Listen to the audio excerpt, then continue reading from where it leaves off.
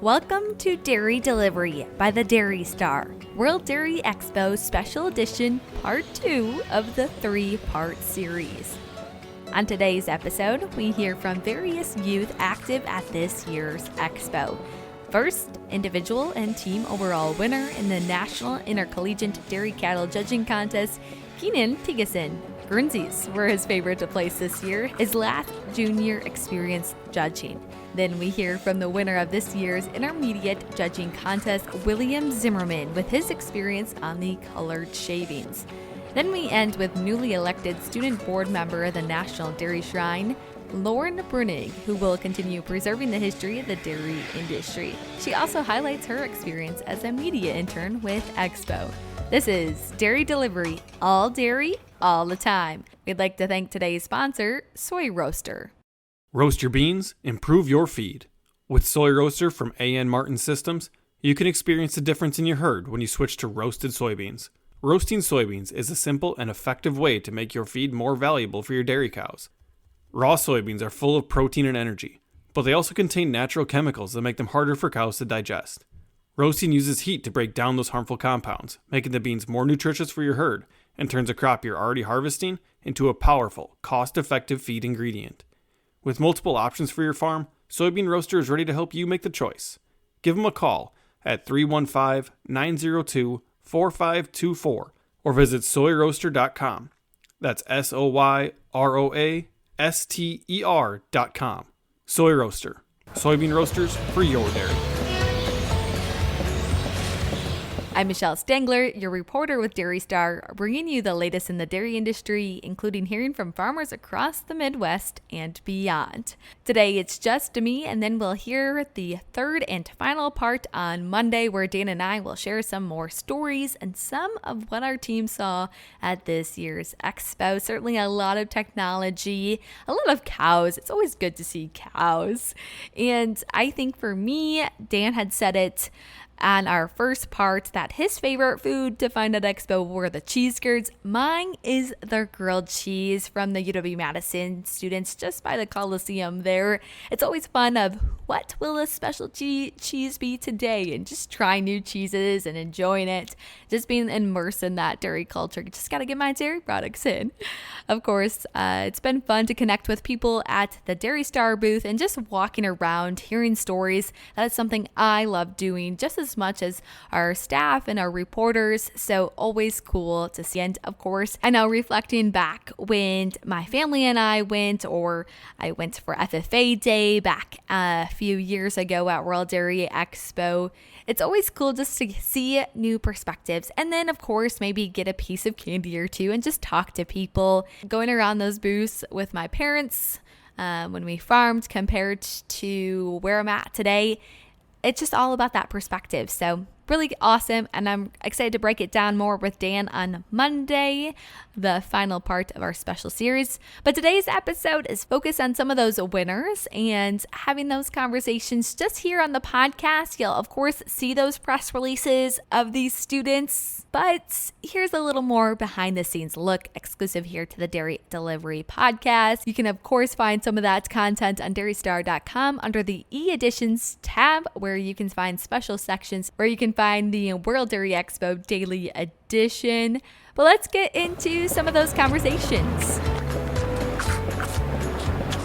We start today's episode with Keenan Tigason talking all about his love for cows and his perspective on this year's classes. This is the third consecutive year that University of Minnesota has placed as the first overall team. So, of course, they love cows and they're great at judging. So let's hear more about his love for cows. Well, Keenan, why don't we first get started with sharing what you won and what you felt that moment earlier this week here at World Dairy Expo? Yeah, absolutely. I was very fortunate to win the Intercollegiate Dairy Cattle Judging Contest. I won placings and reasons, so I'm really fortunate for my coaches and all the farms that we were able to stop at, and also being alongside my teammates where we were able to win overall team too at the contest.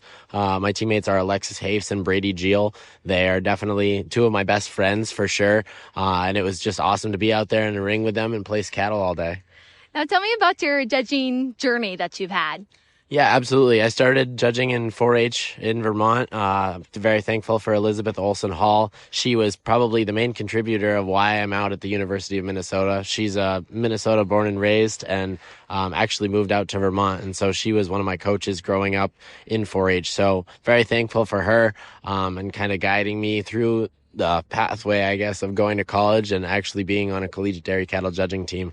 Past that, just doing a couple of Vermont state contests. Never really did a national contest before as far as judging goes, before I came to college. So yeah, just going through that process of seeing cows and just getting a bunch of practice in, for sure. So when you reflect upon that first moment that got you into judging, did you want to do it? You had some encouragement. What was going through that mindset at that time, maybe? Absolutely. I've always enjoyed talking cows with anybody from the get-go, basically, and grew up on a dairy farm. My parents sold the cows in 2011, but just thankful to have that, I guess, passion for the dairy industry too. And so it kind of lit a fire under me, when we started showing animals, that I wanted to go out and judge animals too. I enjoy looking at them and kind of telling people why you like them and why you want to place them the way that you do. And so that kind of led to my niche for dairy cattle judging. Now talk to me when you see a group of cows. How do you tackle that group of cows when you judge it? Yeah, I guess when we go through classes in our practices, we kind of go through and we judge the class first, and then we'll go through and talk about them afterwards. And we usually start by what we like about them, what we saw, and we kind of take into account their breed and their age too, because obviously a milking shorthorn 2-year-old is going to be a lot different than a Holstein age cow for sure. So just taking all those things into account, that's very important, I think, as far as starting to judge the class, and then just breaking them down part for part. I mean, obviously you're looking at udders, you're looking at feet and legs, you're looking at dairy strength, and just taking everything into account, looking at the dairy cow scorecard, and just trying to figure out how you think they would place best. So the cows here at Expo, talk to me about that experience. Yeah, it was really good classes for overall, I think. I thought the Holstein classes were pretty well sortable. As far as the Jersey classes too, I thought that they were pretty easy, sortable. Once you got into some of the color breeds, it was a little challenging. I really liked the Guernsey class actually, though. A lot of stuff to talk about, especially as far as a reasons class goes. But yeah, seeing all the cattle. I mean, you've got some of the highest quality dairy cattle in the United States and even the world here, so it was a pleasure to be able to judge them for sure. Now, you mentioned it was the Guernsey class that really got you excited. If you can remember some of those talking points that you had there, because it made you get excited. For sure, yeah. I thought that the Guernseys were very different. They were a summer junior 2-year-old class, and I remember I started with the number 2 cow and then went to the 4th place cow. Just talked angularity all the way through, blending of parts. She had a little bit more uphill run through her front end too, and then for granted back a lot of width and power, because that's what the Guernsey breed needs right now. They need some wide front ends, and you saw that what Mark Reith did in the International Guernsey Show too. They took that front picture, and all 3 of those cows are just powerhouses through their front ends, so that was really neat to see. And Guernsey udders have improved immensely too, and all 4 of the cows had fantastic udders in the class, so it was really fun to talk about. So now when you heard your name being called both as a team and individual, talk to me about that moment of what it meant to you. Yeah, I mean, it's like I tell people, there's a lot of moments sometimes in people's life that you're fortunate enough where time just stops and you don't really know what to do or say. You just kind of soak up the moment and be thankful for everybody that's gotten you to that point. And thankful for all my coaches and everything. I was surrounded by some of my best friends and all the people that really believe in me. So it really meant a lot. And especially for my parents to be out here, they came out all the way from Vermont too. So it was really cool just to witness it and soak up the moment for sure. Now, you also have a few other things going on here at World Dairy Expo. Talk to me about those. Yeah, absolutely. We ended up bringing 3 Ayrshire heifers out and an Ayrshire cow out. The Ayrshire cow was 5th place in her class. She's a 5-year-old and 2nd junior. And then her daughter, we also showed as a winter yearling. She was 10th place in her class and 3rd junior. So we're very thankful that those 2 medaled. And then both of the other heifers that we brought out, Ayrshire fall calf and a summer yearling, were roughly the middle of their class. Now, it's probably been a week of fun for you, but you're also a college student. Tell me a little bit about college, even though that you're probably missing a few days here. Absolutely. No, for throughout the fall, it's a lot of balancing college and judging too, because we're gone most Thursdays through Sundays, all through the fall, leading up to the Harrisburg contest, the Viroqua contest, and the Expo contest. So it's a lot of trying to get your homework done as fast as you can, in a quality fashion, and also doing it way ahead of time, so that way you can actually have fun when you go to these and you don't have to sit on your computer for the whole time, because it has been a very busy week for sure. But yeah, I would say college is enjoyable. I'm currently studying animal science at the University of Minnesota, and professors are pretty understanding when they're learning that you're learning more life skills outside of the classroom too, and especially learning how to public speak with people.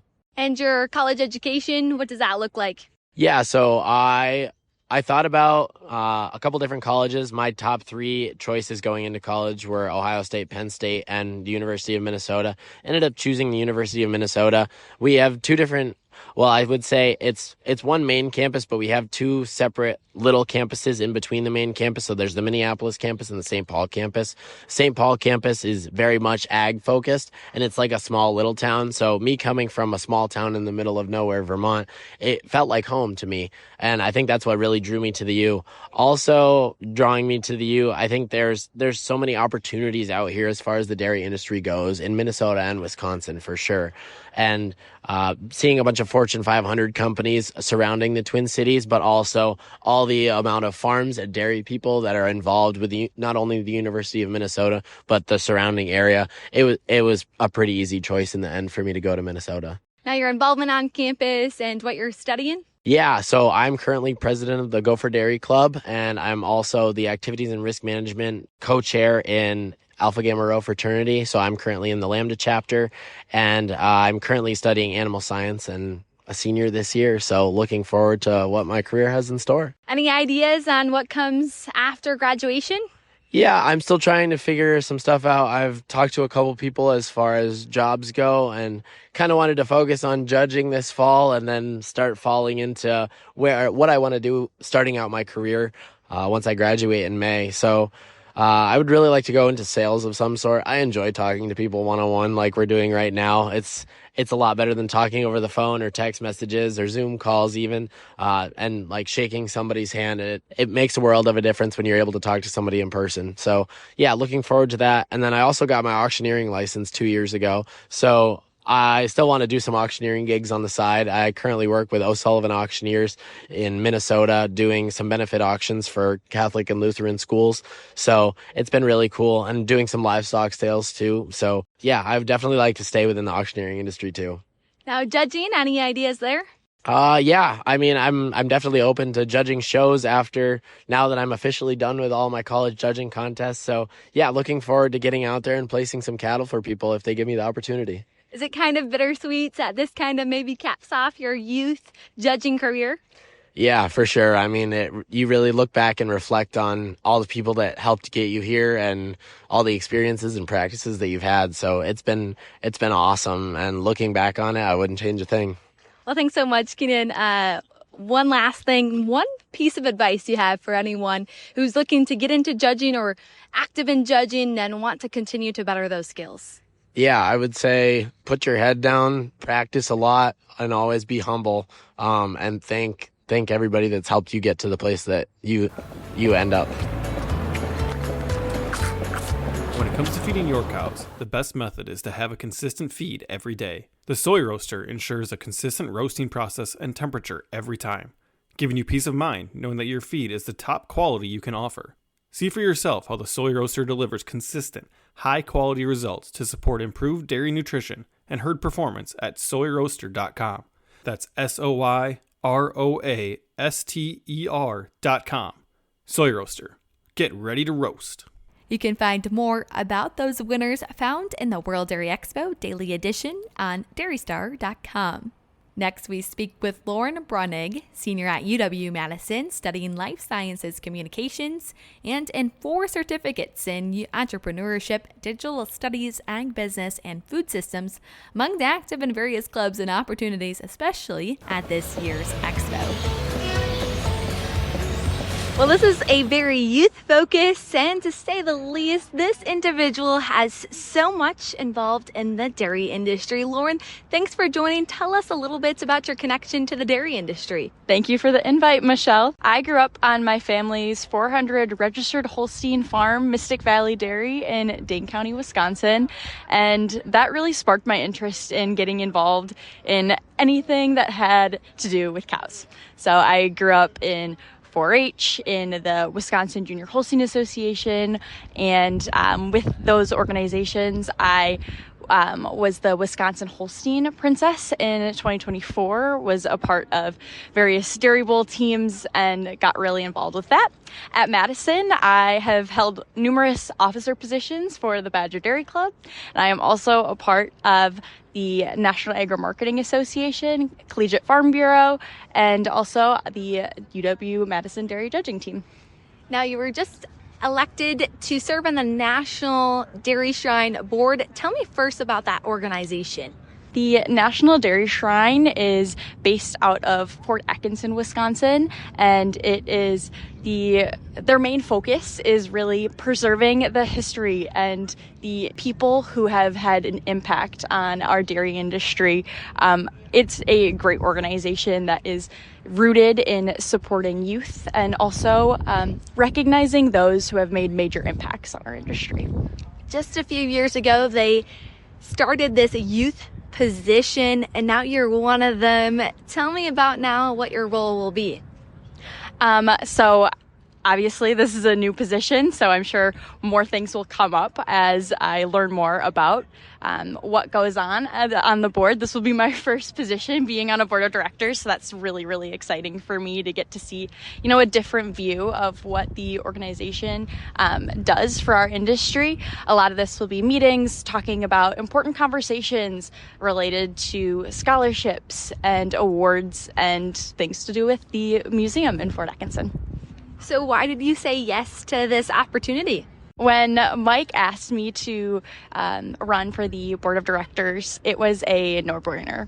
I think that the Dairy Shrine has such a strong impact on our industry. I mean, even in recent years, we've seen such great growth through the dairy industry, but we're able to do that because we stand on a lot of giants that have made major growth possible. And so I think it's really important to be able to recognize those people, and the National Dairy Shrine does a great job doing that. And just another side note with that, they have been so very generous with their scholarships throughout my undergrad. And so I thought it was really important that I give back to that organization that has been so generous. Now, to our listeners who may not be aware, Mike Opperman is the executive director of the Shrine, and he does so much to make everything possible. But as you look at the Shrine itself, it does provide scholarships. It provides some of those opportunities. Talk to a little bit about what are those opportunities, especially if a young individual is listening to this. How can they get involved? The National Dairy Shrine offers a wide variety of scholarships. There are so many. And honestly, I think anyone involved in any corner of the dairy industry in undergrad has a scholarship that relates to them. Everything from a 2-year production scholarship to all 4 years of undergrad. There's freshman, sophomore, junior, and senior recognition scholarships. And also, they recently added a pre-vet scholarship, which is really cool, and I'm excited to watch that grow as I'm on the board. And also at our banquet on Monday of World Dairy Expo, they added a Select Sires scholarship sponsored by a bull that is in honor of Mr. Chichester. So that's really cool to see that opportunity growing. So there's so many scholarships that the National Dairy Shrine has. Now, I know that you are so active in organizations or contests involved in the dairy industry, but you grew up on a farm. Tell us a little bit about that. Yeah, I grew up on my family's dairy farm. I mostly stay on the show side of our herd now that I'm at Madison. A little busier now, but I have helped with calves, classification, things like that. And it's been really cool to watch my dad find a lot of success with our herd and improve not just the production of our herd, but really raise our genetic level. It's been cool to see. And one thing that I'm really proud of is being a part of tours as they come through and really getting to share the story of the people that are on the farm day to day, working really hard to help us have success. Now remind us, what does the farm look like and where are you at? Our farm is located in Sauk City, Wisconsin. We milk 400 registered Holstein cows. We have about 8 full-time employees, and we run just over 1,000 acres. Now this week you're also here at World Dairy Expo, of course, but you're a media intern. Tell me about that opportunity. Absolutely, yes. This is a busy week for me. So I'll backtrack a little bit here. As an officer for Badger Dairy Club, we have to work 25 hours at the show. And so I knew I had that responsibility coming in here. But when I saw the World Dairy Expo team post about the media internship, I was immediately intrigued and knew that I wanted to do that. So I interviewed, and so I'll be working 40 more hours for the media team, doing everything from press releases and Supreme bios to arts and crafts and a little carpentry work. So literally all other tasks as assigned is the main bullet point, I think, with that title. But it's been so much fun and a great team to work with. There are 5 media interns, so lots to do, and it's been great so far. Well, you're taking it with such a growth mindset, and I really, really appreciate that. Now, this week, you've certainly been in a lot of different directions, but what have you learned this week, especially as you've been involved with and connected with many dairy professionals? The main thing I have taken away from being mostly in the media room this week is how to handle yourself with grace. And I think the main person I see when I'm talking about this is Lisa Benke. Lisa Benke works her tail off the whole week of Expo, and she has a million things going on, is pulled in so many directions, and she still takes the time to remember every single person she talks to, their name, where they are from, the task that they are working on for the week, and that means so much to people. And so I've really tried to adopt some of those things that Lisa does so well and so naturally. And so, yeah, just, taking a breath and realizing everyone's got things going on and make sure that they feel heard and understood, I think is my main takeaway. If someone's listening here today, what piece of advice would you have for them? This is a pretty generic one that I think everyone says, but I think it's so important to reiterate, is just say yes. Like, some opportunities seem like there's going to be a lot to do, or you don't necessarily know if it's the right fit. And, there's so much to learn and grow from every opportunity. And if it at all piques your interest, go for it. And you'll learn so much about yourself and maybe about what you want to do in the future, what you don't want to do. And so just constantly seek new opportunities and don't be afraid to say yes. Well, thanks for joining, Lauren. Anything else that you'd like to share? Thank you for the opportunity to share a little bit more about my busy week here and opportunity with the National Dairy Shrine on the board of directors. Since no 2 farms are the same, Soy Roaster has models to meet every expectation. Whether you're feeding a few thousand cows or a few hundred, Soy Roaster offers a full lineup of multiple roaster sizes, with capacities ranging from 1.5 tons to 9 tons per day. The roasting system can also operate on propane or electric, whichever works best for your farm. Soy Roaster is here to make the system work for you. Give them a call at 315-902-4524 or visit soyroaster.com. That's SOYROASTER.com. Soybean roasters for your dairy. You can find the work she is helping with as a media intern for World Dairy Expo through some press releases on World Dairy Expo's website and in the daily edition, of course, underneath the e-edition tab and special sections on dairystar.com. We finished today's episode with a conversation from William Zimmerman of Brodhead, Wisconsin, who competed with 172 other exhibitors for this honor.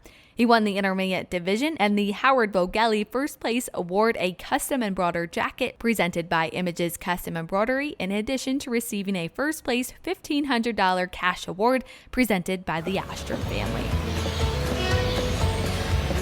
Well, earlier in the week, William had just earned the title of winning showmanship in the intermediate division. So William, tell me first about your showmanship journey. I've been doing it here for 3 years, and the first year it went pretty poorly. I showed a spring Swiss, and she just didn't want to cooperate. We knocked over a bunch of mums, and I got, I think, like 5th to last, 6th to last in my heat. Then the next year I showed a winter Ayrshire. I won my heat, and then I went on and got 8th in the junior division. And then this year I won my heat, but that made me a little bit nervous because, like, when I won my heat last year, I thought I would have a better chance to winning, and then I got 8th, but it worked out well this time. What was the moment like? What did you feel? When I got pulled into first, I was like, okay, it's one thing to get first, but when you get pulled into first, it's really hard to hold first, like showing in line, because my calf, she never got shown this year. I just started working with her, like, the Youth Theory Classic right before that, and I took her there, and she was not very good at setting up, so I was really nervous, but she did good. Wait, so was this her first show? Second. This year, I took her to County Fair, Youth Theory Classic, and here. And she showed up for you this year. Yeah. Wow, so tell me about showmanship. What is your strategy? Well, I used to get super jacked up and nervous before it, but as I've gotten older, I kind of it doesn't really make me that nervous anymore, and just go in and show. Just do what I know to do. What did the judge provide feedback for you and perhaps some of the other folks that were in that class? She didn't really say anything to me that was bad. She just said I did a really good job when I was parading around the ring, but she did say her setup could use a little work in line. And then in the final drive for Supreme Showman, they just said, like, there's nothing he does wrong. He's always doing good. So now it's kind of a family honor. Your siblings did pretty well in showmanship this year as well. Mm-hmm. My older sister got 10th, 11th in intermediate, and my little sister got 3rd in junior. And 3 years ago when they first did the Annette Ostrom Supreme Showman Award, my older sister, she was the youngest intermediate, and she won the intermediate and then got reserve Supreme champion. And then the next year, my little sister got 2nd in junior and didn't get anything, but we've been in the Supreme drive 3 years in a row. Wow, so how do you help each other out perhaps at home? Maybe a little competitive spirit? Yeah, there's some fighting out there about who's the best and who will win the next show. My little sister, the one that got 3rd in junior, she was really nervous because that calf, she's just a pain at home, but she did really good. And yeah, so at home, like every day, we have a circle in front of our office, and we do kind of a little show. My mom judges, and she pulls us into line, and that kind of gets a little competitive when someone wins or my little sister wins. Then we just fight a little bit, but it's all helping. Now, is that an everyday thing in summer and fall or every season? Yeah, we usually start, this year we started probably halfway through May we started doing this, and we try to do it every day, but with football and volleyball starting now, we haven't got to do it every day, but we try to do it at least 4 times a week. Because you're active in a lot of different school things. How do you balance it all? I